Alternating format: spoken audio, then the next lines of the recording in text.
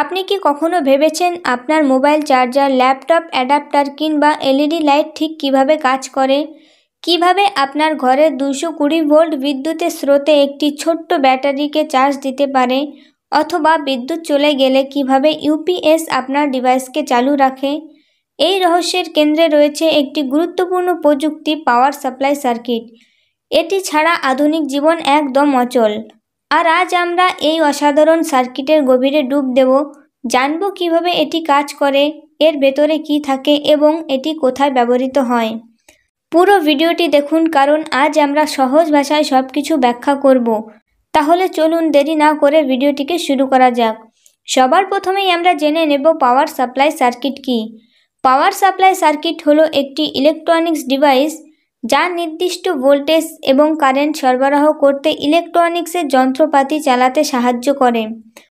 উদাহরণ যেমন, যখন আপনি মোবাইল চার্জার ব্যবহার করেন, এটি আপনার ঘরের এসি অল্টারনেটিং কারেন্টকে ডিসি ডাইরেক্ট কারেন্টে রূপান্তরিত করে। কোনো কম্পিউটার পাওয়ার সাপ্লাই সার্কিটে সিপিইউতে নির্দিষ্ট ভোল্টেজ পাঠায় যাতে এটি ঠিকভাবে কাজ করতে পারে। পাওয়ার সাপ্লাই সার্কিট ছাড়া কোনো ইলেকট্রনিক্স ডিভাইস চালানো প্রায় অসম্ভব। এটি মূলত এক ধরনের কনভার্টার যা বৈদ্যুতিক শক্তিকে ডিভাইসের প্রয়োজন অনুসারে সরবরাহ করে। পাওয়ার সাপ্লাই সার্কিটে কয়েকটি গুরুত্বপূর্ণ উপাদান থাকে, চলুন তাদের নিয়ে বিস্তারিত আলোচনা করি। ইনপুট কনভার্টার, এটি পাওয়ার সাপ্লাই সার্কিটের শুরু। এখানে এসি বা ডিসি পাওয়ার প্রবেশ করে। উদাহরণ যেমন মোবাইল চার্জারের 220 ভোল্ট ইনপুট। ট্রান্সফরমার, এটি ইনপুট ভোল্টেজকে বাড়ায় বা কমায়। উচ্চ ভোল্টেজকে নিরাপদ মানে যেমন 5 ভোল্ট বা 12 ভোল্ট রূপান্তরিত করতে ব্যবহৃত হয়। রেকটিফায়ার ডায়োড, এটি এসি কারেন্টকে ডিসি কারেন্টে রূপান্তরিত করে।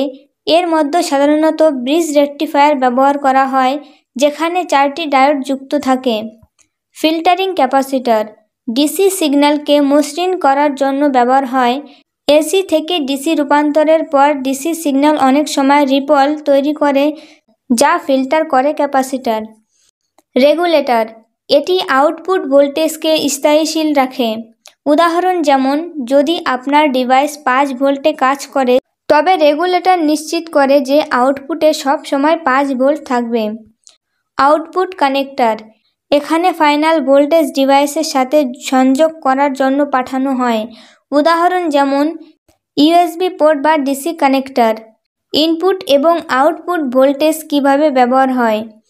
পাওয়ার সাপ্লাই সার্কিটে ইনপুট হিসেবে 220 ভোল্ট এসি বিদ্যুৎ প্রবেশ করে।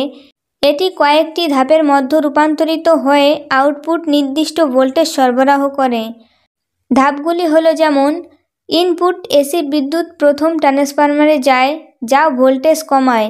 রেকটিফায়ার, এটি এসি থেকে ডিসিতে পরিবর্তন করে। ফিল্টারিং ক্যাপাসিটর, ডিসি সিগন্যাল মসৃণ করে।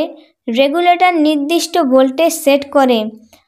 ব্যবহার যেমন, মোবাইল চার্জার ইনপুট 220 ভোল্ট নেয় এবং আউটপুটে 5 ভোল্ট ডিসি সরবরাহ করে। ল্যাপটপ চার্জারে আউটপুট সাধারণত 19 ভোল্ট ডিসি সরবরাহ করে।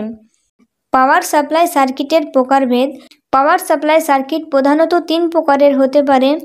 এসি থেকে ডিসি পাওয়ার সাপ্লাই, উদাহরণ যেমন mobile charger, TV adapter. DC থেকে ডিসি পাওয়ার সাপ্লাই, উদাহরণ যেমন পাওয়ার ব্যাংক। এটি ব্যাটারি ভোল্টেজকে বাড়ায় বা কমায়। ইউপিএস পাওয়ার সাপ্লাই, বিদ্যুৎ চলে গেলে এটি ব্যাকআপ পাওয়ার সরবরাহ করে। উদাহরণ যেমন কম্পিউটারের ইউপিএস। পাওয়ার সাপ্লাই সার্কিট কোথায় ব্যবহৃত হয়।